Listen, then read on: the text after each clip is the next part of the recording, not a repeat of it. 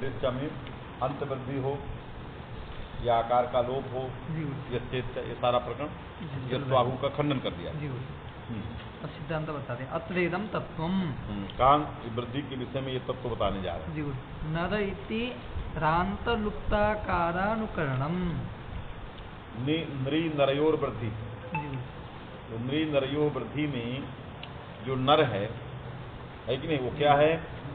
लुप्त अकारक रेफांत नर का अनुकरण। मैंने ऐसे नर का अनुकरण किया है जिसमें ये शेष चक्र के आकार का लोप हो चुका है और वो रेफांत नर बन गया है, उसका यहाँ अनुकरण कर दिया है कि नहीं?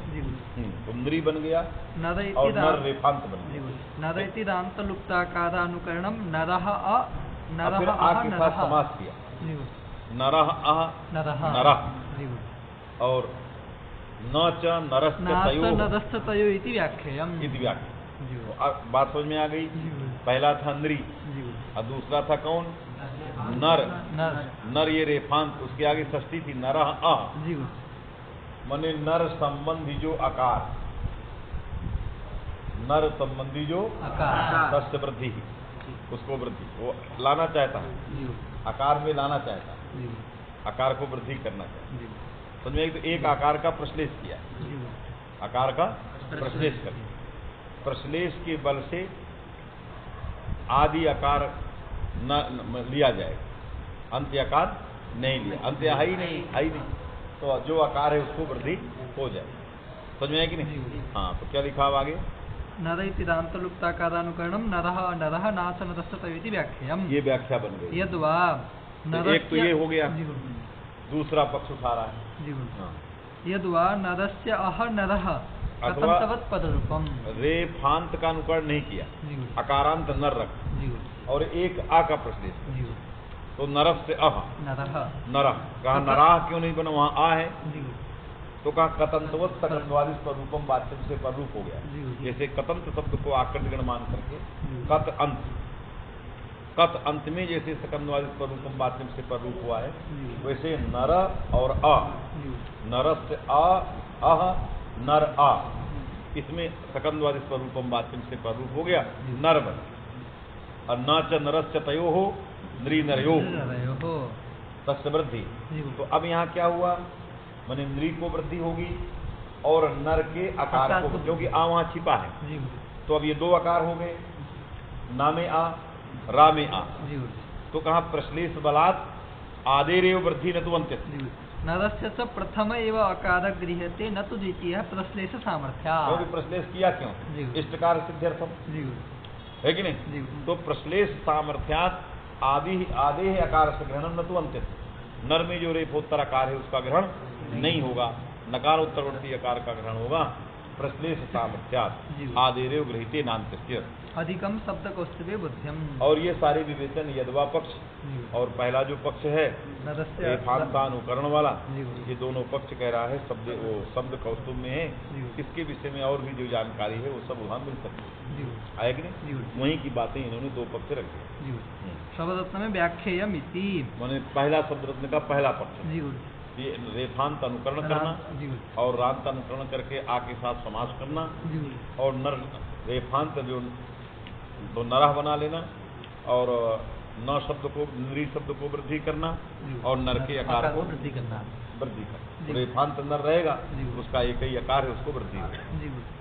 आया कि नृ नरयो इति आवर्तते एकत्र पंचम्यर्थे षष्ठी ताभ्यां मीन। कहा कि इसकी आवृत्ति करना पड़ेगा, क्योंकि गीन के साथ जो है स्वावधित्व है, गीन के साथ क्या है और वृद्धि के साथ स्थानिकत्व है। वृद्धि में स्थानिकत्व चाहिए और गीन प्रत्यय के साथ स्वावधित्व चाहिए।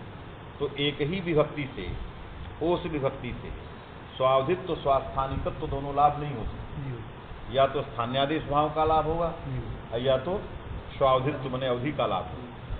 तो इसलिए आवृत्ति करना पड़ेगा। इसलिए आवृत्ति करनी नरयोग में एक को पंचम्यर्थे षष्ठी मानेंगे और एक को षष्ठ्यर्थे षष्ठी मानेंगे।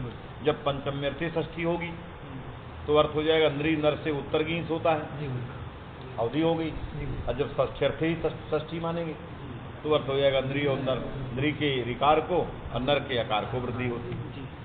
आया कि नहीं? तो इस तरह से चूंकि विभक्त्यर्थ दो हैं, अवधि और स्थानीय, स्थान्यादेश भाव माने अवधि और संबंध, दो ही विभक्त्यर्थ हैं, इसलिए उसकी आवृत्ति करना अनिवार्य। समझ में आएगी नहीं? नृ नरः इति आवर्तते एकत्र पंचम्यर्थे षष्ठी ताभ्यां ङीन् एक अर्थ, फिर नुः नरः आकारस्य च वृद्धि इत्यर्थ इति भावः। षष्ठी जब षष्ठ्यर्थे आएगी तो नुः नरस्य आकारस्य च, नुः नरः आकारस्य च वृद्धि माने नुः वृद्धि नरः आकारस्य च वृद्धि, ये षष्ठ्यर्थे षष्ठी जब आएगी। और जब पंचमे तो एताभ्याम परः पराभ्याम गीन क्या, इनसे उत्तर गीन होता। अतएव वानर शब्दे नाति प्रसंगः, इसलिए वानर शब्द के नर में अति प्रसंग नहीं रहा, क्योंकि अकारांत नर मानोगे तो वानर घटक नर भी है, और जब रेफांत नर मानोगे तो वो अकारांत उसका ग्रहण नहीं हो। बात समझे कि नहीं? वानर घटक जो नर है वो रेफांत नहीं, क्योंकि हम किस प्रकार का नर ले रहे हैं? रेफांत जो रांत नर है उसके आकार को वृद्धि कर रहे हैं, और ये वानर घटक नर जो है अकारांत नर है, इससे इसका ग्रहण नहीं हुआ, तो यहाँ वानर शब्द से गीन प्रत्यय नहीं होगा, तो वानरी जो है गीन प्रत्यांत नहीं बनेगा, गीस प्रत्यांत बनेगा। वानर शब्द जो है जाति विशेष मान करके जाति लक्षण जब गीत करेंगे वो अलग स्वर होगा, ये गीन का प्रकरण, इसलिए गीन प्रत्यांत वानरी सिद्धि नहीं होगी। जाति लक्षण गीत यदि हो जाए जातिवाचक मान करके तो वानरी वो अलग बनेगी, तो तत्र स्वर विशेषः, गीत में अलग स्वर है, गीन में अलग आया, तो यहाँ पर गीन नहीं आया। यतः नर शब्दात् ङीन् तदीय रेफांत संबंधी आकारस्य वृद्धि विधानात्, जिस नर शब्द से गीन होता है वो नर संबंधी जो रेफांत हो, उस नर को कहना कैसा होना चाहिए? रेफांत है, अब तत्संबंधी जो आकार होगा उसी को वृद्धि होगी। बानर घटक नर, बानर शब्द से गीन आता है, अनर्थक्या ततः न ङीन् इति बोध्यम्, क्योंकि बानर शब्द का जो नर है वो अनर्थक, बात में कि समुदाय क्या है? सार्थक, इसलिए बानर घटक नर के अनर्थक होने से उसमें स्त्रीत्व ही नहीं, उसमें समुदाय में, इसलिए उसकी व्यावृत्ति हो जाएगी। तदाह अधिकम इति, इसलिए अधिकम माने शब्द कौशले अधिकम, मूल में पुत्र शब्द अत्र पठ्यते। अधिक क्या है? शब्द माने शब्द कौशल में क्या अधिक कहा गया है कि पुत्र शब्द का भी प्रांगरवादी गण में पाठ किया गया। जैसे नृ नर ये दोनों गण पुत्र के अंदर आए, सारंगरावादी के अंदर ये आए, उसी तरह पुत्र शब्द भी उस गण के अंदर पाठ है, यदि अधिकम वर्ष है कि नहीं? शैलपुत्री इसलिए आ गया शैलस्य पुत्री शैलपुत्री। यदि पुत्र शब्द का सारंगरावादी गण में पाठ नहीं होता तो गीन आता ही नहीं, जब गीन नहीं आता तो पुत्री बनता ही नहीं, जब पुत्री नहीं बनता तो शैलस्य पुत्री ये व्यवहार कैसे होता? शैल मने हिमालय, तत्स्य पुत्री शैलपुत्री, प्रथम शैलपुत्री है कि नहीं?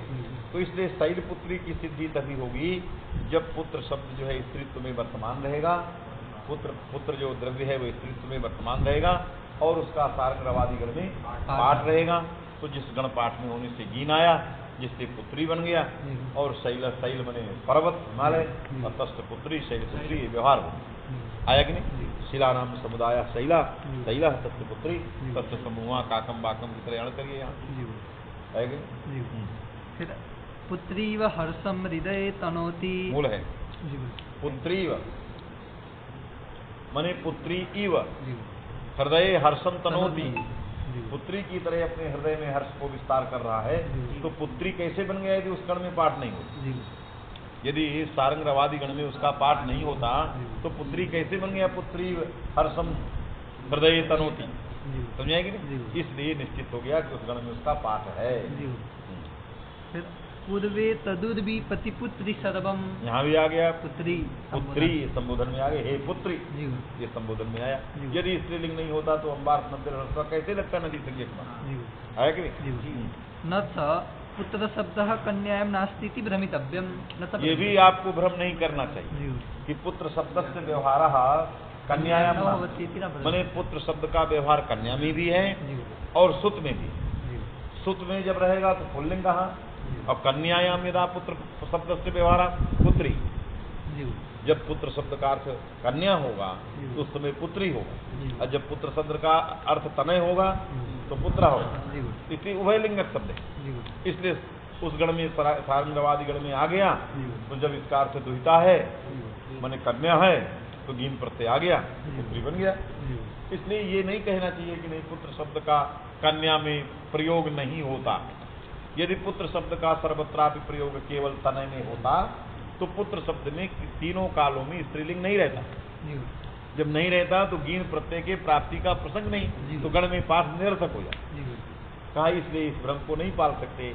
पुत्र शब्द का व्यवहार दो अर्थों में होता है, तनय में भी होता है, आत्मज में भी होता है, और पुत्री माने कन्या में भी।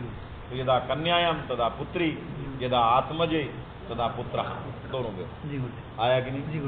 आत्मजस्तनयः शोणुः श्रुतः पुत्रः स्त्रियां त्वमी आहुर्दुहितरम सर्वे इति अमरोक्ते है। अमी सर्वे दुहितरम आहु।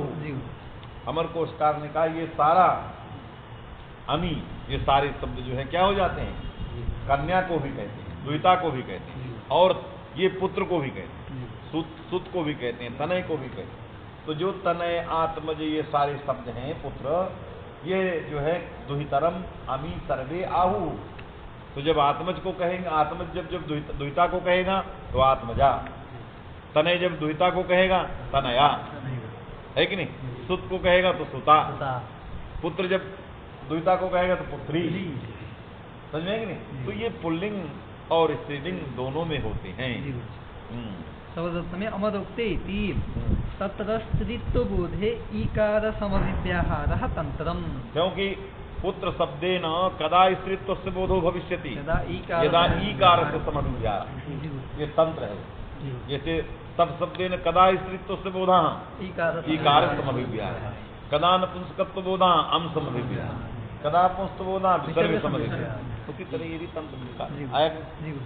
केवल अकारांत पुत्र शब्दस्तु पुंस्त विशिष्ट बोधकः। जब इकार का समभिव्याहार नहीं रहेगा, केवल अकारांत रहेगा, तो वहाँ पर केवल पुल्लिंग में ही रहेगा। आया वहाँ तनय आत्मज इसी अर्थों को कहेगा, मैंने स्त्रीत्व अर्थ में नहीं रहेगा। तो दोनों में हो, इकार समभिव्याहारे स्त्रीत्व बोधा और तद असमभिव्याहारे पुंस्त बोधा। अतएव सपुत्रः इत्यतः न संदेहः।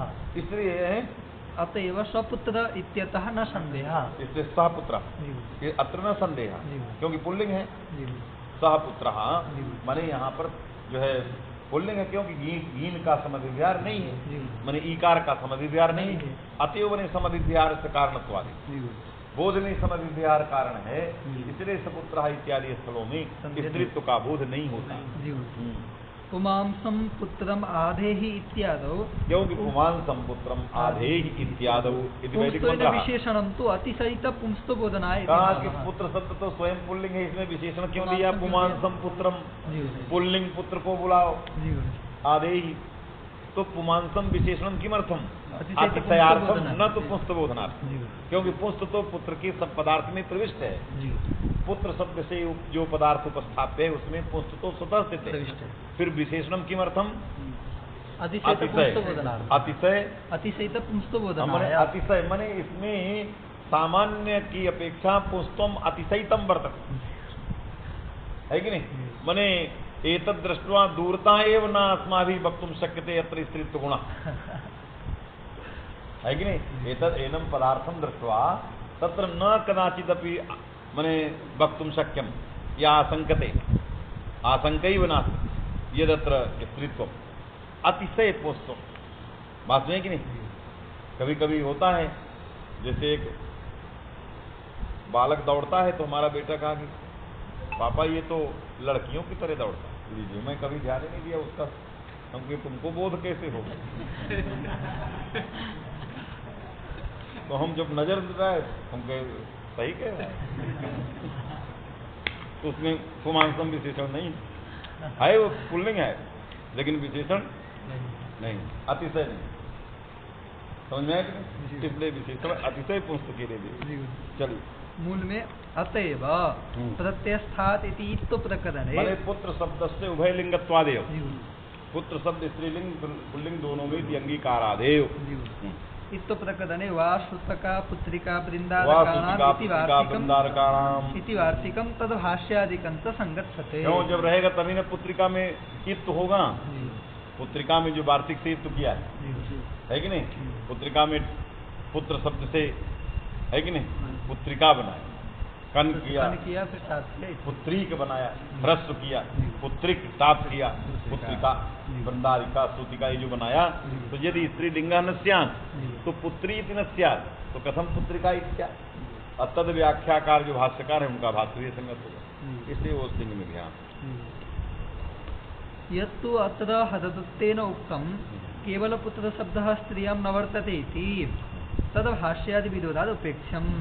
हरदत्त ने कहा कि केवल पुत्र शब्द, अन्य शब्द हैं, माने वही पुत्र शब्द स्त्रीलिंग है जो किसी के साथ जुड़ा है, जैसे शैलपुत्री, हम शैलपुत्र पुत्री ये स्त्रीलिंग हो सकता है, यहाँ शैलपुत्र स्त्रीलिंग हो सकता है, लेकिन अकेले जो पुत्र शब्द रहेगा केवल पुत्र न स्त्रियां वर्तते थी हरदत्ता, वो स्त्रीलिंग में नहीं रहता। यदि किसी के साथ जुड़ा होगा तो स्त्रियां वर्तते, तो शैलपुत्री भी बन जाएगा, केवल पुत्री नहीं बनेगा। तो कहा नहीं पुत्रिका फिर कैसे बनेगा, अतः तस्मात् उपेक्षा। तो हरदत्त का एक ग्रंथ ठीक भाष्य विरोध है। इत्तो प्रकरणस्थ स्वग्रंथ विरोधात् स्वयं इत्तो प्रकरण में पुत्रिका हरदत्त ने सिद्ध किया, तो वहां तो केवल पुत्र को स्त्रीलिंग मान लिया, यहाँ कहते हैं कि केवल पुत्र शब्द न स्त्रीलिंग, परस्पर ग्रंथ विरोधा, इसलिए हरदत्ता त्याज्य। इदं तो चिंत्यम मूल है। अच्छा। कारे सत्यागतस्य इति सूत्रे, कारे सत्यागतस्य इति सूत्रे, अच्छा, श्रुतोग्र राज भोज कुल मेरुभ्यः दुहितुः पुत्रड्वा इति वार्तिकं किमर्थम इति। अच्छा देखो फिर से पढ़ो। कारे सत्यागतस्य सूत्र है जो मूम का आगम करता है, सत्यंकार है कि नहीं, मैंने कार पड़े हो तो सत्य, अगदंकार, अगद शब्द से मुंह हो जाए, कार के रहने, तो सत्यंकार अगदंकार है कि कार्य सत्यागतस्य। और फिर इसके बाद वार्तिक है, सूत उग्र राज, सूत उग्र राज भोज कुल मेरुभ्यः इनसे उत्तर दुहितुः पुत्रड्वा है कि नहीं, इनसे उत्तर जो दुहित शब्द है उसको स्थान पर पुत्रट आदेश होता है, पुत्रट माने पुत्रट आदेश होता है, जैसे नदट की तरह। तो दुहित्र की जगह क्या आदेश हो जाएगा, पुत्रट। तो टित है तो टिट ढाणी से गीत होकर पुत्री बनता है, सारंग रवादी में होता तो ये सब करने की क्या जरूरत थी, तो स्वतंत्र बन जाता, क्यों पुत्रट करते।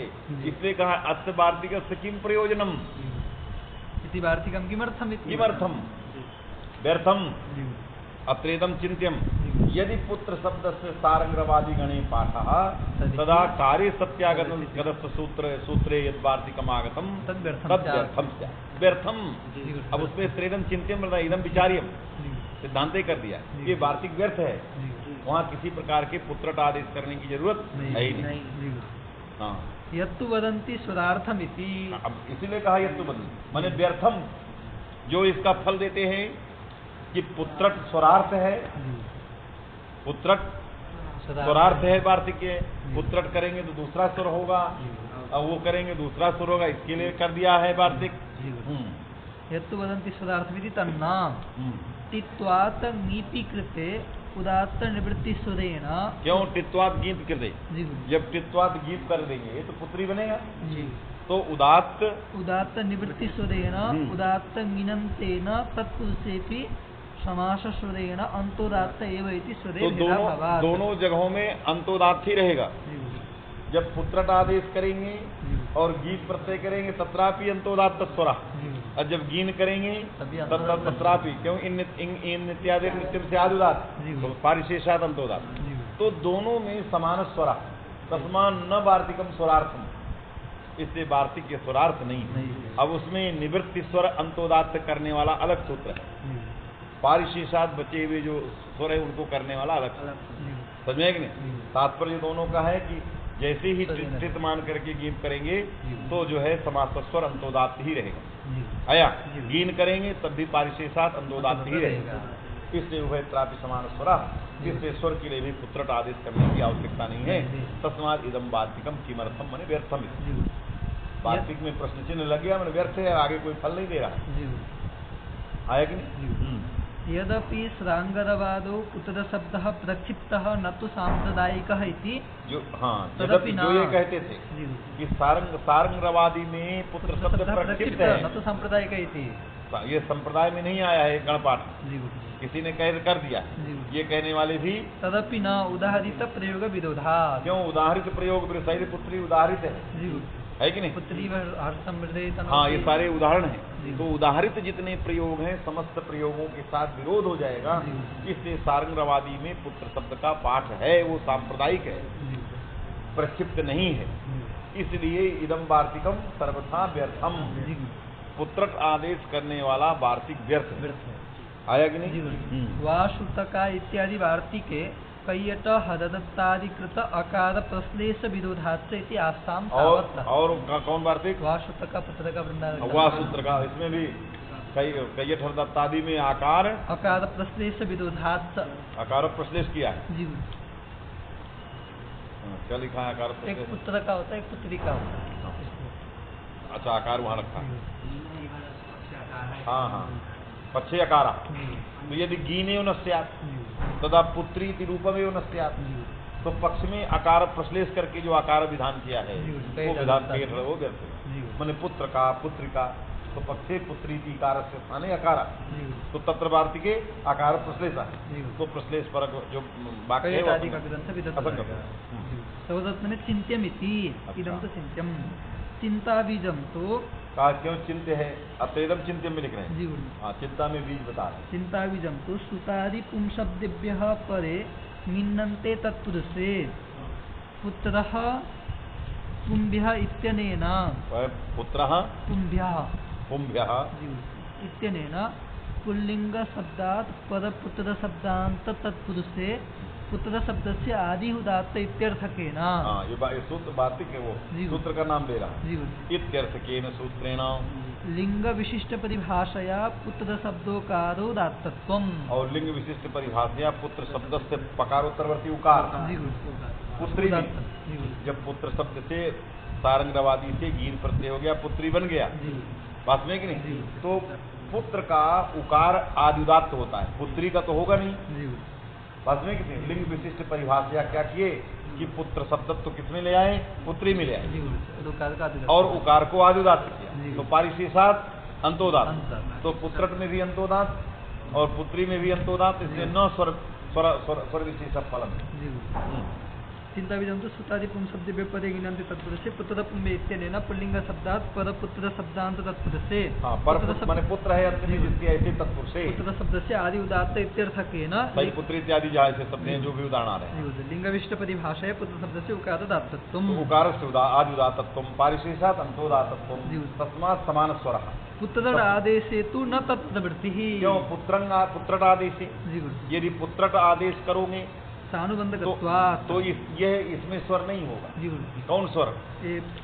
ये इसमें पुत्र से नहीं लिया जाएगा। पुत्र पुंभ्या इत्यादि जो सूत्र है इनमें इस पुत्रट का ग्रहण नहीं होगा। क्यों? स्थानुबंधकत्वात्, और उसमें जो गृहीत है वो निरानुबंधक है। तो जो आदेश से रहित है उसी पुत्र का ग्रहण होगा, पुत्रट का ग्रहण नहीं होगा, तो स्वर नहीं हो पाए। जो स्वर चाहिए है कि नहीं, आदि उदात्त जो स्वर चाहिए वो स्वर नहीं हो पाए। आया कि नहीं? इसलिए इस प्रकार के वार्तिक की कोई भी आवश्यकता नहीं है। पुत्र आदेश से तो न तत्प्रवृत्ति ही, न तत्स्वर से प्रवृत्ति सानुबंधकत्वात्। क्यों? पुत्रक ये स्थित है, सानुबंधक है, निरनुबंधक ग्रहण न सानुबंधक। तो सामान्य पुत्र के ग्रहण, सूत्र में सामान्य पुत्र का ग्रहण है तो सानुबंधक पुत्र का ग्रहण नहीं होगा। तस्मात् अंतोदात्त न स्यात्, अतः तत्र उदात्त निवृत्ति स्वरेण अंतोदात्तत्वमिति।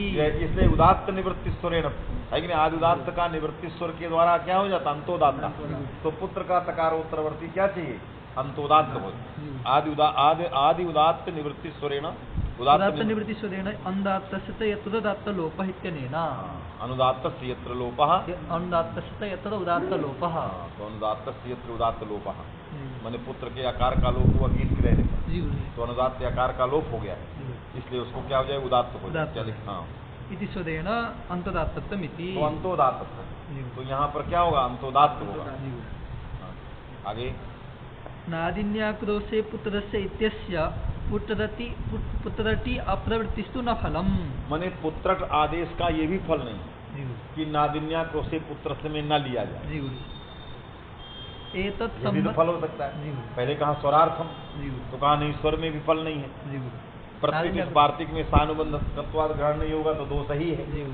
तो यदि कहें कि नहीं, पुत्रक दुहित्र के स्थान में पुत्रक आदेश का फल क्या है कि नादिन्याक्रोशे पुत्र से में न लिया जाए, दुत्त ना हो, यही फल बन जाएगा पुत्र।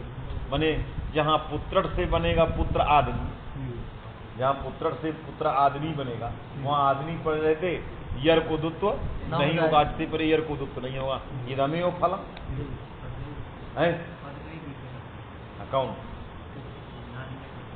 पद नहीं तो यर को दुत्व, पद को दुत्व दूसरे है, पद को दुत्व करने वाले सर्वस्व के विकार में आती, इससे नहीं आता।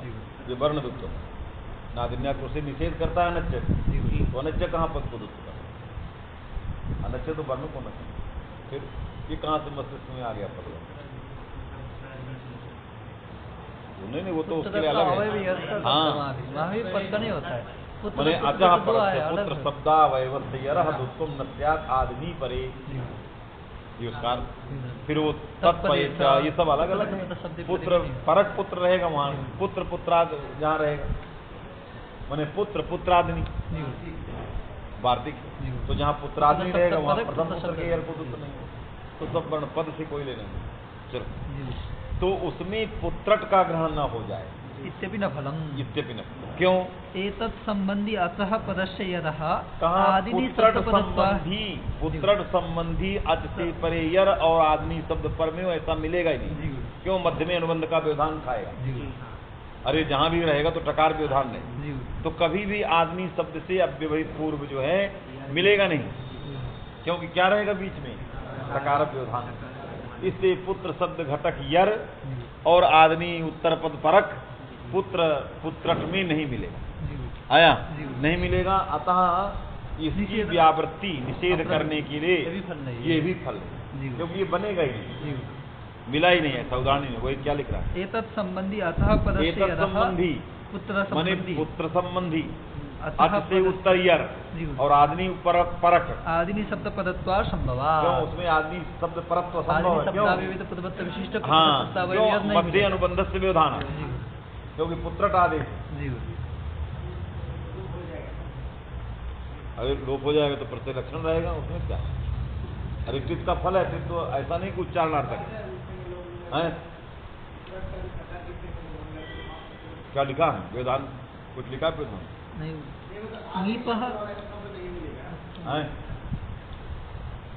ये लिखा है नीपा अत्र व्यवधानेन एन न व्यवधानमिति न्यायेन रेफाकार मात्र व्यवधान एव तस्य प्रवृत्ति भावः। माने जहाँ पुत्रट रहेगा तो दुहिता के स्थान में हुआ है, इसलिए वो घी पाएगा, घी पाएगा, टकार न रखते, घी का पुत्री हो जाएगा हमेशा, क्योंकि दुहित्र की जगह है स्त्रीलिंग है, तो टित्वात्मान की सब जगह पुत्री हो जाए, तो मध्य में गीत का व्यवधान। मैंने आदमी से व्यवहित नहीं मिले। ठीक दिखा है, कहाँ गीपा कहाँ लिख दिया? हाँ, पकड़ लिया, समझ आएगी नहीं? पुत्रतः स्थानिवद भावेन, फिर दूसरा कर दो। पुत्रतः स्थानिवद भावेन, पुत्रतः माने पुत्रट आदेश हुआ है, इसकी जगह दुहित्र के स्थान भाव करेंगे, क्या करेंगे? पुत्रतः स्थानिवद भावेन दुहित्री शब्दत्वेपि, ये दुहित्री शब्दत्व ले आए, न सस्त्रादिपेति निषेधो न। हाँ, ये भी नहीं होगा, ये फल बन जाए, ये फल बन जाए कि ये जो पुत्रट वाला पुत्र है न सठ ससुरादिभ्य ससुरादिगण में ये नहीं आए, दुहित्री आता है उसको स्थानीय ये भी आ जाए। हाँ, ये फल बन जाए, क्योंकि दुहित्र की जगह आया है पुत्रट। अब दुहित्री का पाठ ससुरादिगण में है, तो स्थानित भाव से क्या ले आए पुत्रट में? दुहित्री शब्द तो आ गया, तो सठ ससुरादिभ्य से निषेध, ये फल बन जाए। तो कहा तदपि न फलम तस्य ऋण्यभ्य इति नीन मात्र बाधकत्वात् ऋन्निभ्योगी न सत्सुतरा विव्या केवल गीप का ही निषेध करता है। रिदंत नकारांत ऋन्निभ्यो गीप से जो गीप आते हैं जैसे दुहित्र, तो ऋन्निभ्यो गीप से प्राप्त गीप का निषेध करेगा, टिट ढाणे से प्राप्त का निषेध नहीं करेगा। बात में है कि नहीं? इसलिए इससे जो है निषेध करने के लिए सुश्रादि में कोई फल नहीं रहा, क्योंकि सुश्रादि से निषेध ही नहीं होगा। आप दुहित्र शब्द ले आइए, ले आए तो पुत्र दुहित्र कहा जाए, लेकिन उससे गीत प्राप्त किससे है? टिड्ढाणे से, उसका ये निषेध नहीं करेगा, तो स्थान भाव करने पर भी कोई फल नहीं आया। इसलिए पुत्र आदेश से न किमपि फलम तस्मात् तद्वार्तिकम आदेश विधायकम वार्तिकम व्यर्थम। किमर्थम माने व्यर्थम रह गया। तस्य ऋण्यभ्येति ङीप मात्रवादकत्वात् टित्व सामर्थ्यात्, और टित्व सामर्थ्यात् है कि नहीं? गीत का और दूसरा हेतु क्या दिया? टित्व सामर्थ्यात्। क्योंकि यदि हमें जो है दुहित्र शब्द लाना है और ऋण्यभ्यो गीप से ही गीप करना है कि नहीं, तो फिर टित्व लगाने की जरूरत क्या है? आपने दुहित्र लाया और उसको दुहित्र ही मान लिया और मान करके रिकारांत ही मान लिए, ऋण्यभ्यो गीप से गीप लाए फिर निषेध किए, तो फिर पुत्र में टित करने का क्या फायदा? गीप तो आ गया ऋण्यभ्यो गीप वाला, समझे कि नहीं? इससे टित्व करण सामर्थ्यात् यहाँ पर जो है गीप ही आएगा, स्थानुत भाव द्वारा भी होने पर भी गीप आएगा, और उस गीप का ये निषेध नहीं करेगा। तस्मात् स्थान मने इस पुत्र का कोई प्रयोजन नहीं, क्योंकि सारंगवादी में पाठ करने से पुत्री बन गया। जिस पुत्री के बनाने के लिए आप पुत्र बनाना आदेश कर रहे थे उसकी कोई आवश्यकता नहीं है। अतः सारंगवादी के पाठ पक्ष में पुत्र आदेश सर्वथा व्यर्थ, न स्वरे प्रयोजनम, न सत्सुसरादिभ्या इत्यत्र प्रयोजनम, न नादिन्या क्रोशे इत्यत्र प्रयोजनम, है कि नहीं? कुत्रापि प्रयोजनम नास्ति, सबका खंडन कर। इदं च वार्तिकम तत्पुरुषे एव प्रवर्तते। और दूसरी बात, इदम च वार्तिकम, कौन? पुत्रट वाला। पुत्रट वाला जो वार्तिक है तत्पुरुषे एव प्रवर्तते, दुहित्र की जगह जो पुत्रट आदेश होता है कि नहीं, उसने कहा कि तत्पुरुषे एव प्रवर्तते कार्य सत्यागतस्य इति सूत्रे उपसंख्याना, क्योंकि वो कार्य वो वार्तिक कहाँ है? कार्य सत्यागत है कि नहीं? अमुम आदेश तो सब जगह तत्पुरुष में ही कर रहा है, तत्पुरुष से आता है वहाँ पे। इसलिए ये वार्तिक जो प्रवृत्त होगा वो तत्पुरुष से न बहुव्रीहि हो, और जहाँ बहुव्रीहि में पुत्र आएगा वहाँ फिर कौन प्रत्यय करे? आपने सारंगवादी में नहीं मान और पुत्रट मान लिया, तो तत्पुरुष में तो टित्पान के गीप आ गया, और बहुव्रीहि में आएगा ही नहीं। बस में कि नहीं? इसलिए और बहुव्रीहि में वो लगेगा भी नहीं, क्योंकि उपसर्जन हो जाएगा, क्योंकि टित वाले में अनुसर्जनाधिकार बैठा, तो बहुव्रीहि में तो गीत ही नहीं आ पाएगा। इसलिए हमें क्या करना चाहिए? सारंगवादी में पाठ करना चाहिए, और जब पाठ करेंगे तो दोनों में काम करते हैं, तत्पुरुष में भी चल गया, बहुव्रीहि में भी। बात समझे कि नहीं? इसलिए बन गया, हमें पुत्रट आदेश की कोई आवश्यकता नहीं है, यही कह रहा है। इदम वार्तिकम तत्पुरुषे प्रवर्तते न बहुव्रीहि उपसंख्याना तच्च अन्यासंभवात् पूर्वोत्तर सहचरेण च तत्पुरुष एव। तत्पुरुष एव बने क्या लिखा? कार्य सत्यागतस्य इति सूत्रं च अन्यासंभवात् पूर्वोत्तर सहचरेण च तत्पुरुष एव। तत्पुरुष, क्योंकि वो सूत्र अन्य में असंभव है, नहीं लगेगा, इसलिए मैंने अन्य से असंभवात् पूर्वोत्तर दोनों के साहचर्य से तत्सूत्र तत्पुरुष से, तो तत्र वार्तिकम तत्पुरुष से, तो बहुव्रीहि में जो है पुत्रट आदेश नहीं होगा, तो गीत प्रत्यय कैसे आएगा? तो तदर्थ हमें पाठ करना ही पड़ेगा। एतेन बहुव्रीहौ निवर्थम इदमिति अपास्तम, जो ये कहते थे कि पुत्रट आदेश बहुव्रीहि में गीत करने के लिए ये अपास्त हो गए, क्योंकि तद्वार्तिकम बहुव्रीहौ न प्रवर्तते, केवलम तत्पुरुषे प्रवर्तते। आया समझ में आया? इसलिए न नेदम वार्तिकस्य किमपि प्रयोजनम। दूसरा तर्क दिया टितः उपसर्जनत्वेन तत्र गीप अप्राप्त, क्योंकि बहुव्रीहि में तो टित उपसर्जन हो जाए, अनुसर्जनीभूतम जट टितम टित, है कि नहीं? तदंतम जदंतम, तो ये तो उत्सर्जनीभूत हो जाएगा, प्राप्त ही नहीं है। इसलिए जो बहुव्रीहि में कहते थे कि जो है गीप अर्थ जो है पुत्रट आदेश है, वो कहने वाले अपास्त हो गए, क्योंकि बहुव्रीहि में उपसर्जनत्वात् नहीं प्राप्त है, और वार्तिक की प्रवृत्ति बहुव्रीहि में नहीं होती, इसलिए नहीं प्राप्त है। अतः बहुव्रीहि समास में पुत्री बनाने के लिए क्या करना चाहिए? सारंगवादी में पाठ करना चाहिए। अतेन पाठेन उभयम सिद्धम, तत्पुरुष बहुव्रीहि सब सिद्ध हो गए, इसलिए पुत्रट आदेश नहीं करना चाहिए। फिर सिद्धांत में यंगस्ताप यंगश्चाप यंगंतात प्रातिपदिकात् स्त्रियां चाप क्या? अच्छा, यंग इति संशयोः सामान्य ग्रहणम। यंग जो है क्या? यंग इति सेंग संशयोः माने सेंग भी और यंग संशयोः ऐसे। हाँ यंग सिंगो, ये तो सेंग सिंगो यंग माने सिंगो। यंग भी लिया जाएगा जी। और सेंग भी, क्योंकि सेंग में स्थिति ज्यादा है जी। तो दोनों लिए सामान्य था। जी। तो यंग है यंग हैं?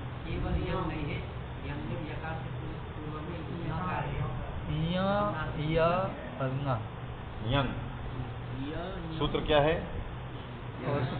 उदाहरण क्या दिया पहला?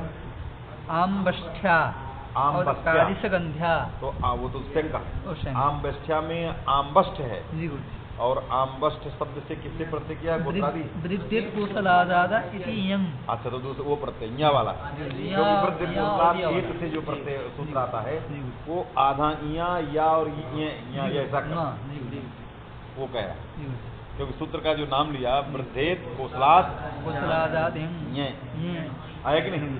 हाँ, तो इसलिए जो है सामान्य ग्रहण जी गुरु जी। माने आदौ ईयकार तद विशिष्ट यंग लिया जाएगा और सेंग वाला भी लिया जाएगा। जी गुरु जी। तो सेंग का उदाहरण हो गया कारी सुगंध्या, जी गुरु जी। क्योंकि अण को वहाँ सेंग हो जाता है, जी गुरु जी।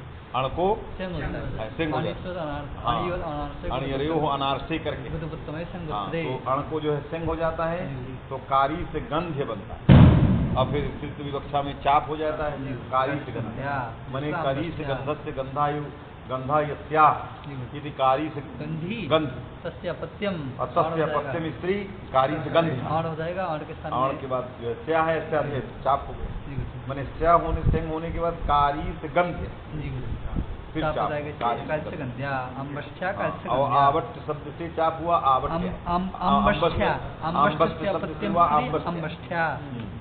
फिर साध्ययश्चावाच्यः। हैं? साध्ययश्चावाच्यः। कौन चाप बात किया?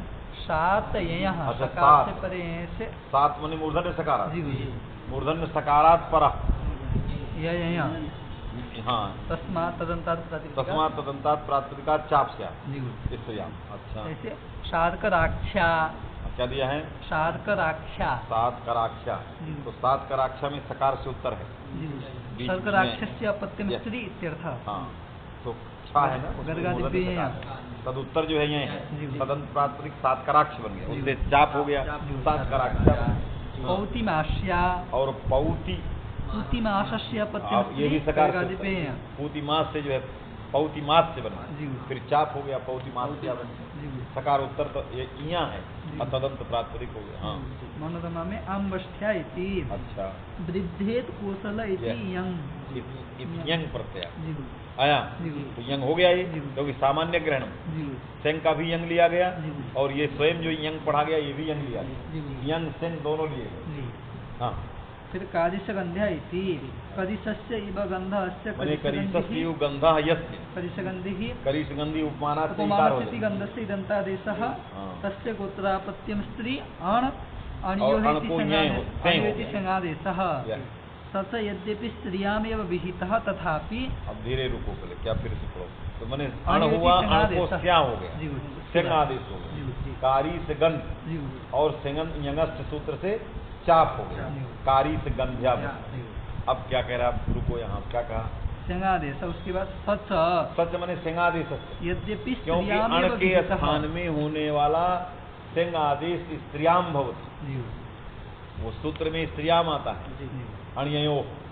तो अण और अय इन दोनों की जगह में होने वाला जो सेंग है वो स्त्रियाम में। कस्मिन् अर्थे भवति? स्त्रियाम में। स्त्रियाम भवति, इसलिए स्त्रियाम में आई गया। जी। पुनः उसी स्त्रीत्व को बताने के लिए चाप की क्या जरूरत है? उक्तार्थानाम अप्रयोगः, ये प्रश्न उठा रहा है। जी। समझ में बात आई कि नहीं? जी। कारी से गंध शब्द स्वयमेव स्त्रियाम वर्तते, जी गुरु। है कि नहीं? क्योंकि आदेश भूत जो संग है जी। वो स्वयं स्त्रीलिंग में आया है, जी। स्त्रीत्वार्थ प्रतिपादनार्थ है, जी। उसी स्त्रीत्व की प्रतिपादनार्थ चाप नहीं आएगा। जी। बोलेंगे सच स्त्रियाम। यद्यपि स्त्रियामेव विहितः तथापि हम्म। नीतकरण सामर्थ्यात् तदन्तादपि अयं चाप। कहा कि फिर भी गीतकरण संग में गीतकरण सामर्थ्य, जी। समझ में है कि नहीं? क्योंकि गीतकरण सामर्थ्यात उक्त स्त्रीत्व का भी ये प्रतिपादन करेगा, माने उक्त स्त्रीत्व के प्रतिपादनार्थ भी चाप आएगा। सिंह में गीत करण सामर्थ्य, कहा कि सिंह के गीत का कोई फल नहीं है। क्यों? क्योंकि स्थानीय अण अनिर्दिष्ट है, अण में अणानुबंध है, तो आ के स्थान में ही उसको होना ही है। दूसरा कोई स्थानीय है नहीं कि जिसके लिए गीत लग जाए, गीत लगाने के। अरे समुदाय की जगह यदि आदेश प्राप्त होता तब तो गकारानुबंध चरितार्थ हो। तो गकारानुबंधम अनुबंध करणम किमर्थम, किमप्यधिक अधिक ज्ञापनार्थम, कुछ अधिक बताने के लिए। वो अधिक क्या बताएगा कि उक्त रहने पर भी चाप आ जाए, इसके लिए गीतकरण किया गया। समझ में आया? क्योंकि गीतकरण से नास्ति किमपि प्रयोजन निरर्थकम तत्सामर्थ्यात् ज्ञापयति यदत्र उक्तार्थानाम अप्रयोगा न्याय न प्रवर्तते। समझ में आया? ये उक्तार्थानाम को अनित्य कर कौन संग में गीतकरण। क्या लिख रहा है? में गीतकरण सामर्थ्यादिति यंगस्य इत्यत्र सामान्य ग्रहण अभिघातार्थ गीतकरण सामर्थ्यात् इत्यर्थः। क्योंकि ये जो संग है, संग और जो सूत्र में यंग, ये दोनों में सामान्य रूप से लिए जाएं, सामान्य के ग्रहण में कोई विघात पैदा ना हो। बात समझिए, वो थोड़ा सा जोड़ दिया है, पंक्ति लगाइए।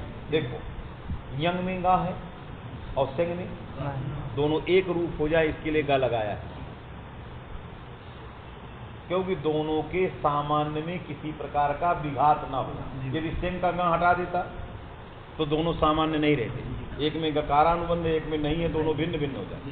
तो एकमात्र उतना ही था क्या कि दो सामान्य ग्रहणे में कोई विघात पैदा ना हो, और उस तस्मात् अभिघाताय, उसके अभिघात के लिए ही अतिरिक्त कोई प्रयोजन नहीं। माने गीत इत्यादि शास्त्र प्रवृत्ति प्रयोजक अनुबंध नहीं है वो। तो किसी भी प्रकार का प्रयोजन न होने के कारण एतद अतिरिक्त, बात सुनिए कि नहीं, वो गकारानुबंध व्यर्थ है। गकारानुबंध क्या है? व्यर्थ। किसके लिए किया गया? अभिघाताय, दोनों के सामान्य के ग्रहण में कोई विघात ना हो, दोनों भाई भाई लगे, इसके अलावा कोई प्रयोजन नहीं।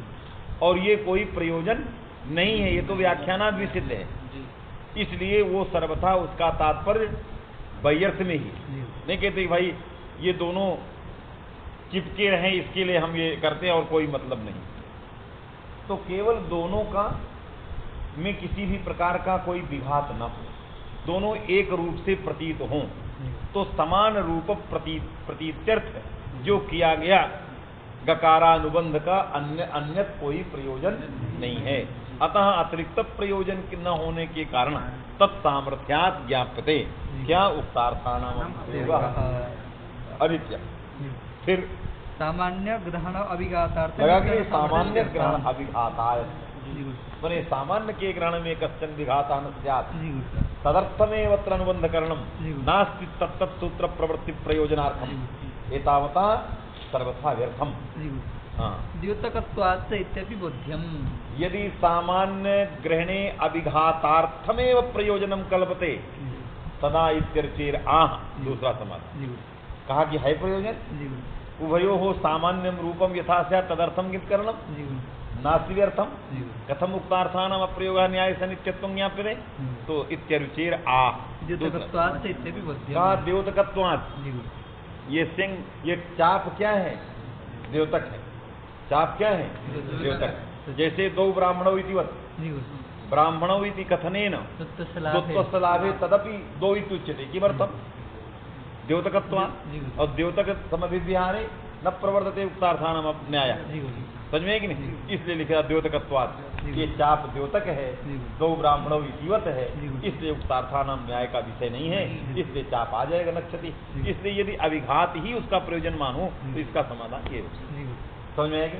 हाँ, मूल में पौतिमास्या इति, पौतिमास्या, पूतिमास शब्द गर्गादि, पूतिमास शब्द गर्गादिगण में तभी तो यही आया और पौतिमास से बन गया। अब फिर यंत्र से चाप कर दीजिए, पौतिमास्या सिद्धांत में सात सात वाला जो वार्तिक बना क्योंकि यही नहीं प्राप्त, उसमें आधा यहाँ भी चाहिए, किसी दूसरा है। पौतिमास्या फिर सिद्धांत में आवट्याच्च, आवट्याच्च, आवट्य शब्द से भी चाप होगा। साप्स्यात्, आवट्य शब्द से, जी तो आवट्य शब्द से स्त्रीत्व विवक्षा में चाप हो गया तो क्या बना? आवट्या। यस्य इति ङिपः अपवादः, यश्च सूत्र से प्राप्त ङीप गर्गादि यही है। जी। आवट्य शब्द से आप गर्गादि गणे पाठा, जी। तो यश्च सूत्र से यंतात स्त्रीत्व विवक्षा ङीप से आगे जी ङीप प्राप्त उसको बाद करके आवट्याच्च से चाप हो गया तो आवट्या बने आवट्टी बनता। अवट शब्दः गार्गी गद्गादि, की तरह आवटी, आवटी बनता गार्गी की तरह। अवट शब्दः गद्गादि आवट्या, आवट्या तद्धिताः, सूत्र अधिकार है, जी। तद्धिता इति अधिकार आपन्तम है। आपन्तम समाप्ति अधिकारोऽयम्। अधिकारः। युनस्तिः, युवन् शब्दात् ति प्रत्ययः स्यात्, सिद्धांत है। जी चलिए, यूनिवर्सिटी का ती जो है तद्धित के अधिकार में आ गया। जी तद्धिता का यहाँ से अधिकार चलेगा जी। तो सारे प्रत्यय टाप कीप चाप सब पहले हो गए, जी। बाद में कौन आ गया? यूनिवर्सिटी। जी। तो ये तद्धित के अधिकार में आ गया। जी। अतः ती स्त्री प्रत्यय जो हुआ वो तद्धित का है। लिंग विशिष्ट परिभाषया सिद्धे, तद्धितांतत्वात् प्राकृतिक संज्ञा सुआया युवती ही बनी, जी। युवती बनी। लिंग विशिष्ट परिभाषया सिद्धे तद्धिताधिकार उत्तरार्थः। यद्यपि तद्धिता को यूनिवर्सिटी में कोई जरूरत नहीं, जी। क्योंकि ती प्रत्यय स्त्रीलिंग स्त्री बोधक प्रत्यय जी। और तदरहित युवन जी। उसमें रहने वाला प्रातिपदिकत्व युवती में आ जाएगी, जी। विभक्ति आ जाएगी, इसके लिए तद्धिता को लाने की जरूरत उसमें नहीं जी। आया, जी। तो युवती बन गया। युवती ही- इससे उत्तरार्थ जी। आगे के लिए तद्धिता। अनुपसर्जनात् इत्येव बहवः युवान यस्यां और ये बहुयुवा। ती प्रत्यय युवन शब्द से स्त्रियाम जो आएगा जी। वो अनुसर्जनाधिकार इसमें आ रहा है। जी। जो सर्जन जहाँ युवन रहेगा जी। नहीं आएगा। जी। जैसे बहुवा युवान युवान यस्यां सा बहुविवाहशाला। तो वहाँ बहुविवाह शाला बने, जी। क्योंकि ये युवन क्या हो गया? अन्न पदार्थ में उत्सर्जन जी। है, अतः ती नहीं आएगा। जी। आएगा नहीं? जी। नकार का लोप हुआ, स्थिति कक्षा में टाप करो जी। तो बन गया बहुविवाह शाला। युवती इति दीर्घ, युवती इति तो युवतेः शतदन्तात् ङीपि बोध्यम्। युवती कैसे बना? दीर्घ वाला, जी। तो यु धातु से त्रिच प्रत्यय करें, जी। आया कि नहीं? जी। और युवत्री बनाइए, जी। और निभ्यों गीप से गीप करिए, क्योंकि ऋकारांत है वो। जी। तो क्या बना? युवती। और उसका जब तद्धित आएगा तो यौतेय क्या लिखा है? यौतेः शतदन्तात् ङीपि। यौते मन यु मिश्रणा मिश्रणा यो, जी। स्थित का निर्देश है वो। जी। मैंने यु मिश्रणा मिश्रणा यो धातु से जी। सत्री, तो क्या बन गया? युवत। युवत।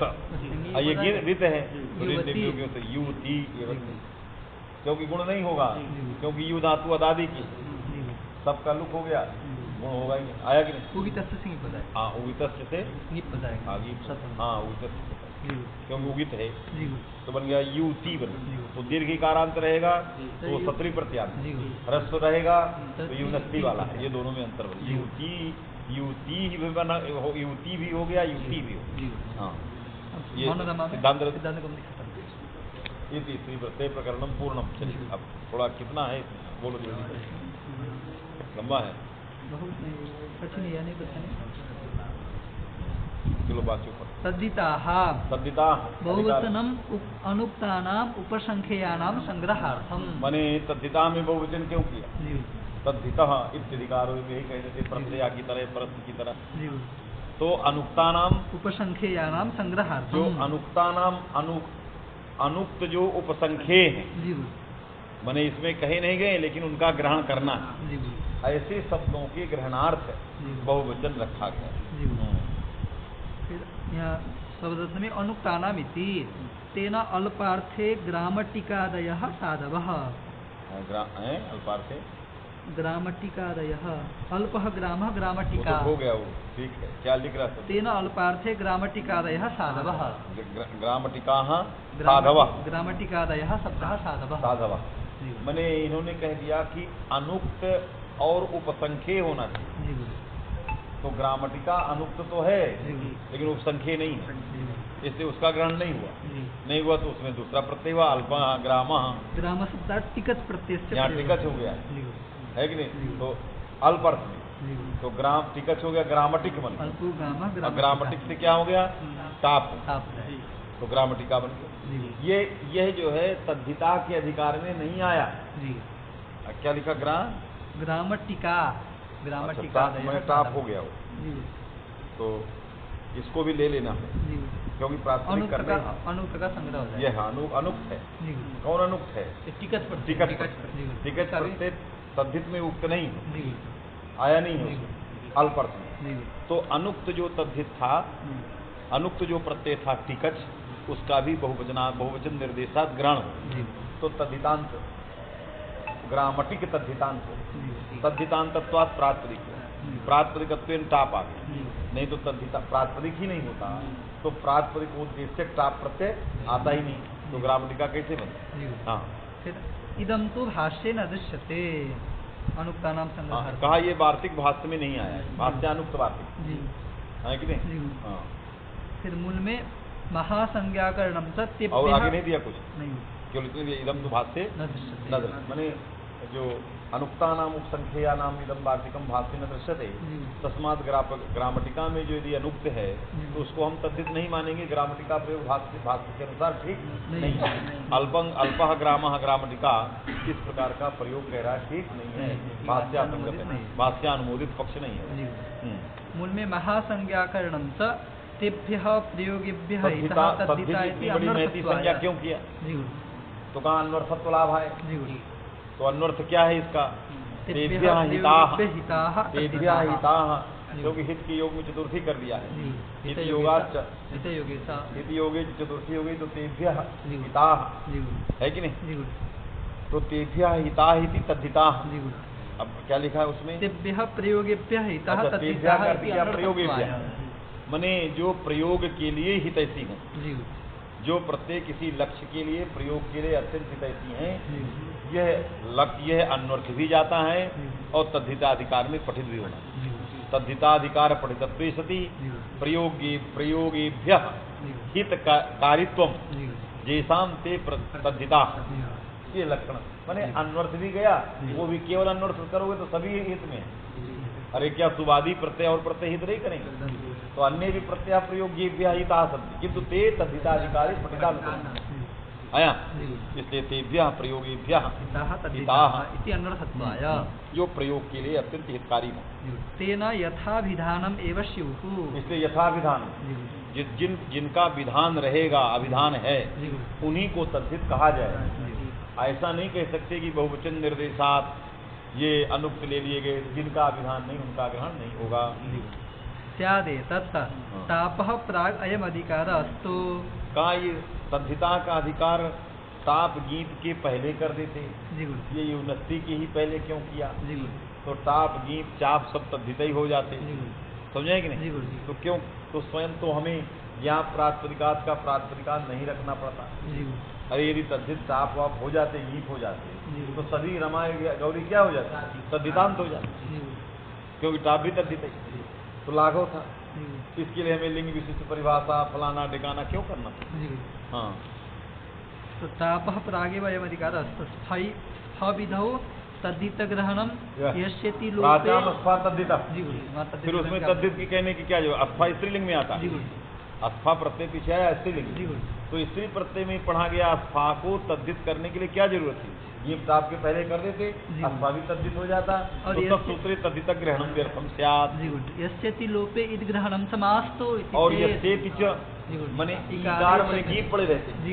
अब तो गीत तद्धित ही हो गया, तो तद्धित से गतार्थ हो जाता है, ईकारे परे कहने की क्या जरूरत है? इति चेत्। इसलिए यस्येत चैत्र में ईति इत्याकारक शब्द, प्राचाम स्फा में तद्धित ग्रहण है, ये सब बताता है कि गीत टाप के पहले तद्धिता का अधिकार नहीं कर तत्र ग्रहणम मास्तु इति चेत् मय्वम्। हैं? तत्र रातां स्फैत्यत्र तद्धित ग्रहणम यस्यति इति ग्रहणं च मास्तु मास्तु इति चेत् मय्वम्। क्यों? पट्टु इत्यत्र ओद्गुण प्रसंगा। क्योंकि पटवी में यदि गीत तद्धित हो जाता, आप कहोगे हम ईत नहीं रखेंगे, प्राचाम स्फा के तद्धित को भी हटा देंगे, तो चलो गीत को तद्धित मान लोगे तुम, तो पटु और गीत तो क्या हुआ? तद्धित हो गया। ये तद्धित है तो उकार का लोप हो, और गुणा उवर्णांत से गुणा से तद्धित, तद्धित पर मिल गया, पटु के उकार को गुण हो जाता, तो पटाओ तो पटवी बनता, गण नहीं होता, इसलिए हमें इसके बाद हटाना पड़ा। हाँ, शब्दरत्न में पूरा हो गया, ये मूल और है, ये थोड़ा है। अच्छा चलिए पहले शब्द जल्दी पढ़ो। तापः प्रागिति हाँ। निबादिषु डस्य इति संज्ञातो चुटुंग इति सूत्रकरणेन सिद्ध्यति। क्या? निबादिषु डस्य इति संज्ञातो नस्य। मैंने गीत को यदि तद्धिताधिकार में ले आते तो लसक पद्धति निषेध कर दी, तो उसकी संज्ञा नहीं हुई, क्योंकि ला सा का कवर्ग। तो गीत में गकार की संज्ञा किससे होती है? दशक को दशक, न तो तद्धित है नहीं, अब तो निषेध कर देता, अतद्धित ही निषेध कर, तद्धितम वर्जयित्वा लिखा, तद्धित वर्ज प्रत्यया, ये तो तद्धित वर्ज नहीं रहा, तद्धित ही हो गया। इसलिए इसमें एक दोष और आता, यदि गीप आदि को तद्धित के अधिकार में रखते, हाँ फिर तो चुटुंग इति सूत्र का तब तो चुटुंग करना पड़ता, चुटुंग उसमें गा रखना पड़ता है कि नहीं, माने चवर्ग टवर्ग और गा ऐसा सूत्र बनाना पड़ता। अथवा टीबादय एवं ते संतो टीप, अथवा क्या करना पड़ता? हाँ टीप, गीत की जगह कौन प्रत्यय करते? टीप, तो चुटू में स्वयं आ जाए, अरे तवर्ग ही हो जाए। तो गीत की जगह टीप करते तो काम चल जाए, ये भी तद्धित को पहले लाते। तद्धितांत तत्पाद प्रातिपदिकत्वेपि फिट स्वरः न, और तद्धितांत हो जाते जितने गीत प्रत्यांत शब्द हैं, टीप प्रत्यांत की जितने शब्द थे सब तद्धितांत हो जाने से फिट स्वर नहीं होता, क्योंकि फिट स्वर जो है ये जो है तद्धितांत को नहीं होता। प्रकृति प्रत्यय विभाग शून्य एवं तत्प्रवृत्ते है, क्योंकि फिट बने प्रातिपदिक, और वो कैसा प्रातिपदिक? जो प्रकृति प्रत्यय विभाग शून्य प्रातिपदिक आया, तो यदि ये तद्धित हो जाता तो तद्धित तो प्रत्यय होता, तो प्रकृति प्रत्यय विभाग युक्त हो जाता, तो हमें फिट स्वर की प्राप्ति नहीं होती। अब जब इसको तद्धित में नहीं लाएंगे, किसको? ये ताप को, तो ये फिट स्वर में आ जाएगा, इसलिए आ जाएगा कि प्रातिपदिकत्व ले आए। कौन? रम वृत्ति प्रातिपदिकत्व रमा में ले आए, तो इसकी प्रातिपदिक संज्ञा नहीं की। अब समुदाय में प्रकृति प्रत्यय रहता ही है वास्तविक नहीं, क्योंकि आदिदेशिक प्रातिपदिक रमा आ गया, अब उसको फिट स्वर हो जाए वास्तविक, क्योंकि यहाँ का प्रातिपदिक नहीं है, वो वहाँ का है जहाँ प्रकृति प्रत्यय रहित है। अथवा जो है इस अखंड इस समुदाय में जो लाए प्रातिपदिक, वो प्रातिपदिक प्रकृति प्रत्यय को विषय नहीं बनाया वास्तविक नहीं। यदि तद्धितांत में ले आओगे तद्धित में, तो स्वतंत्र जो है तद्धित रहेगा, इधर प्रकृति रहेगा, तो प्रकृति प्रत्यय विभाग शून्य नहीं रहेगा, समझे कि नहीं? ये कह रहा है। सकार पकार रूप भिन्नानुबंध वैयर्थ्यापत्ति, क्या?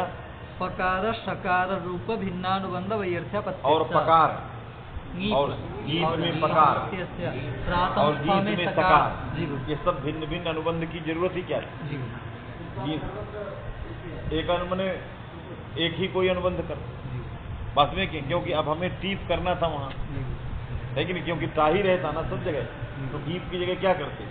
गीत वहाँ था, तो गीत की जगह टीप, टीप क्या? फिर सकार की संज्ञा कैसे? इससे उससे कहा प्रयोजन ही नहीं कोई, क्योंकि एक ही स्वर होगा जो आया कि नहीं। इसलिए ये सकार और पकार जो भिन्न भिन्न अनुबंध हैं वो भी व्यर्थ हो जाते यदि गीत आपको तद्धिताधिकार में ला दे। अतएव सिद्धांते लिंग विशिष्ट परिभाषा नातर फिट स्वरः, इसलिए सिद्धांत में जब तद्धित के अधिकार में नहीं आते, समझिए तद्धित के अधिकार में जब नहीं आते तो कहा कि लिंग विशिष्ट परिभाषा प्रातिपदिकत्व को ला करके फिट स्वर नहीं होता है, क्योंकि लिंग रम वृत्ति प्रातिपदिकत्व रमा में लाएंगे तो कहा कि फिट सूत्र नहीं लगेगा, इसलिए नहीं लगेगा कि ताप भी तो प्रत्यय है, तो प्रकृति प्रत्यय शून्य रमा नहीं हुआ ना, प्रातिपदिकत्व आ जाने पर भी प्रकृति प्रत्यय शून्य क्या लिखे हैं? अतएव सिद्धांते लिंग विशिष्ट परिभाषा नात्र फिट स्वरः, हमने क्योंकि ताप प्रत्यांत शब्दों में फिट स्वर इष्ट नहीं है, ये निश्चित है, इसलिए लिंग क्योंकि वो प्रातिपदिक को करता, फिट माने प्रातिपदिक, कैसा प्रातिपदिक? अव्युत्पन्न प्रातिपदिक, उसी को स्वर मैंने रम को नहीं करना, हमें किसको करना है? रमा को। रमा को कह रहा है कि इसको फिट स्वर नहीं होता, लिंग विशिष्ट परिभाषा ले भी आए तब भी नहीं होता, क्योंकि यह व्युत्पन्न प्रातिपदिक नहीं, व्युत्पन्न प्रातिपदिक है, इसलिए इसको फिट स्वर नहीं होता। अब जो पीछे फल क्या दिया था कि यदि ताप आदि को तद्धित के अधिकार में मानेंगे तो तद्धितांत तो हो जाएगा, तो तद्धितांत हो जाएगा तो फिट स्वर की क्या नहीं होगी, पीछे कहा था प्रातिपदिकत्व भी फिट स्वर ना, हाँ फिट स्वर नहीं होता, वो तो सिद्धांत ही कह दिया कि होते नहीं, ठीक है, तो दोष कहाँ रहा वो? नहीं मेरी बात सुन, अरे यदि तद्धिता का जो फल दिया कि प्रताप आदि तद्धित में आते तो फिर स्वर से स्वर जो है स्वर नहीं होता, क्यों नहीं होता? क्योंकि प्रकृति प्रत्यय शून्यता नहीं रहती होगी, तद्धित प्रत्यय आ जाता, मैंने ताप प्रत्यय आ जाता। इन्होंने कहा सिद्धांत में हम ताप को नहीं लाएंगे, तद्धित में नहीं लाएंगे, और रमा प्रातिपदिक नहीं है, प्रातिपदिक नहीं है, फिर भी फिट स्वर नहीं होगा, क्यों? प्रातिपदिक ही नहीं है। रमा ये शब्द प्रातिपदिक नहीं है, इससे फिट स्वर नहीं हो। तो कहा लिंग विशिष्ट परिभाषा ले आए, तो कहा लिंग विशिष्ट परिभाषा ले आएंगे तब भी वो व्युत्पन्न है, तब भी उसको फिट स्वर नहीं हो। दो विशेषण दिया, अव्युत्पन्नम अप्रातिपदिक। प्रातिपदिक को कैसा होना चाहिए? अव्युत्पन्न होना, क्योंकि रमा पहले नंबर में प्रातिपदिक नहीं, यदि तद्वृत्ति लाते हो तो वो व्युत्पन्न है कि नहीं? इसलिए फिट स्वर सिद्धांत में नहीं होता है कि नहीं? तो तद्धित का अधिकार का ये फल नहीं रहा, क्योंकि गीत ताप तद्धिताधिकार में आ जाए तब भी फिट स्वर नहीं करना है और सिद्धांत में भी नहीं करना है कि नहीं? फिर डीप प्रत्यय होगा ना, डीप प्रत्यय, डीप डाप प्रत्यय विजातीय डकारानुबंधस्य नकार्य इति अपरम लाघवम। हाँ, क्या?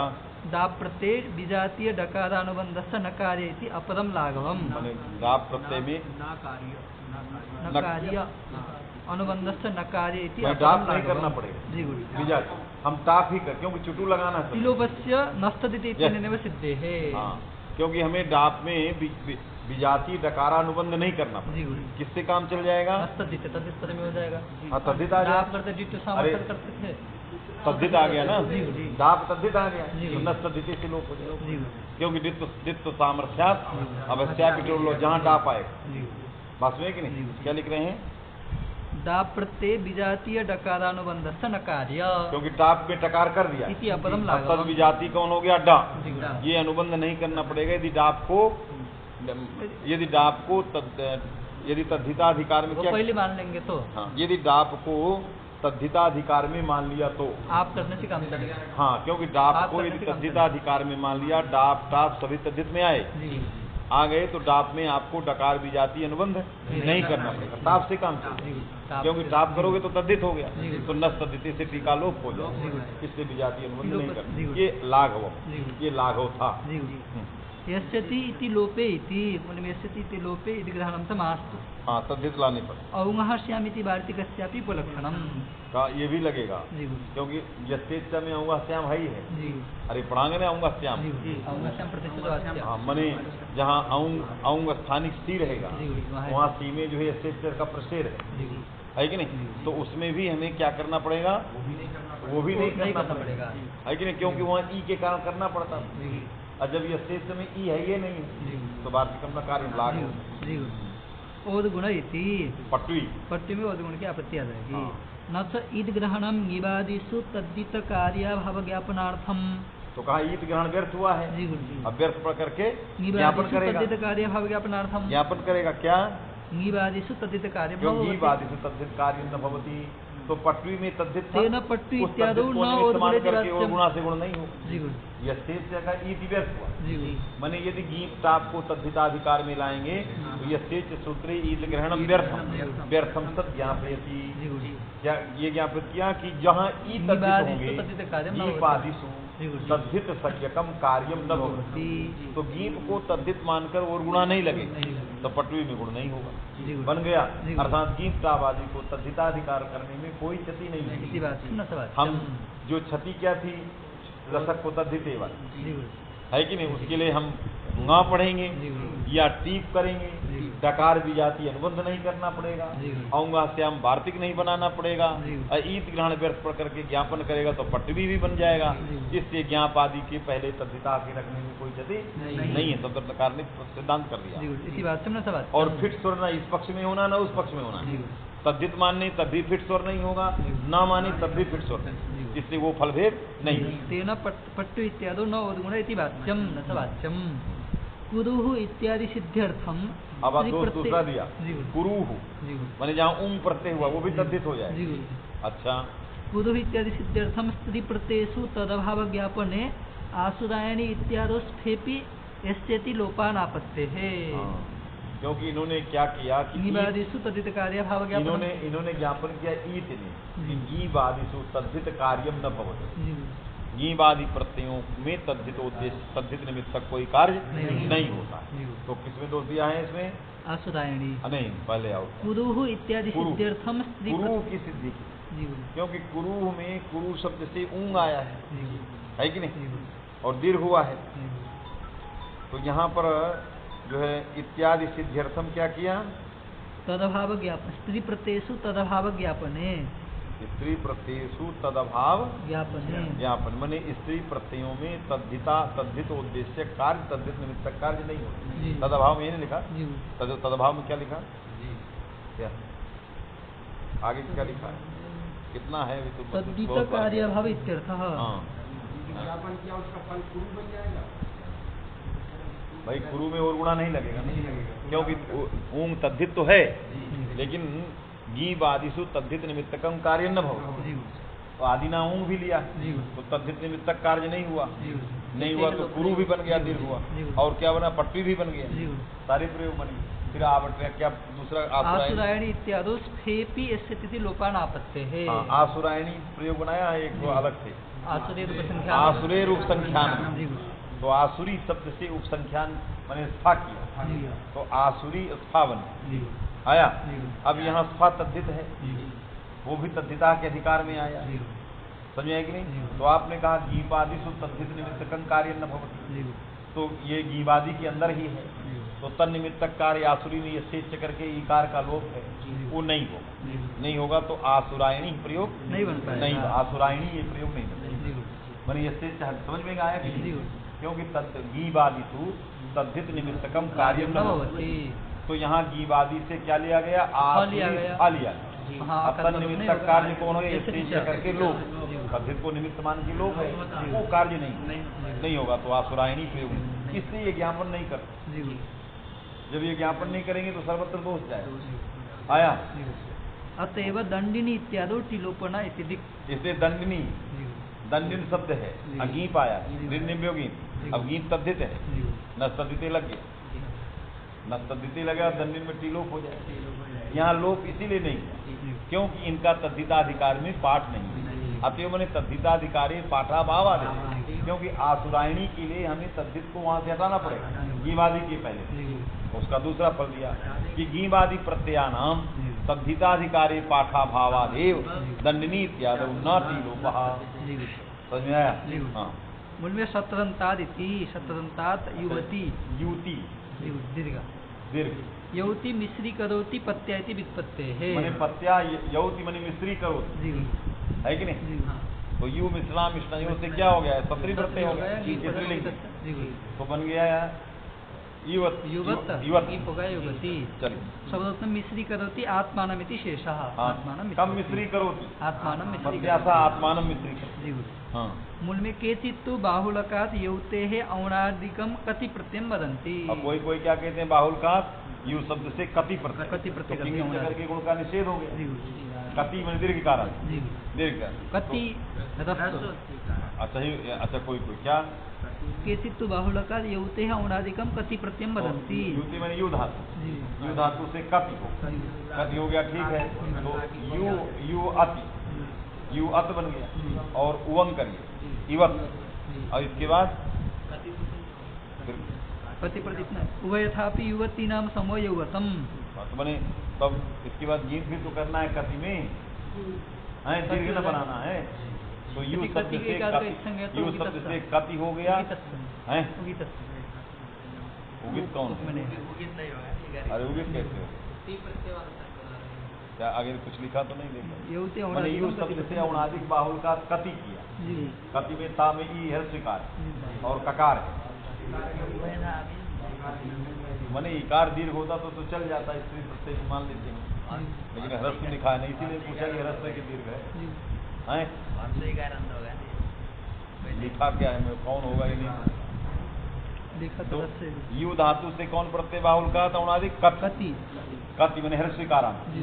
अच्छा, ककार किस संज्ञा? अति बन गया, उवंगादि, और इकार भी चला गया इधर, तो हलंत हो जाएगा, तो युवती बन गया, युवती शब्द में कतु किया है, कतु किया है, कतु का अंत किया है, संगीत कर दिया। कति नहीं होना चाहिए, क्योंकि कोई गीत बुलाने का साधन नहीं है, क्या बनाने का? मैंने कति में ह्रस्व इकार करे,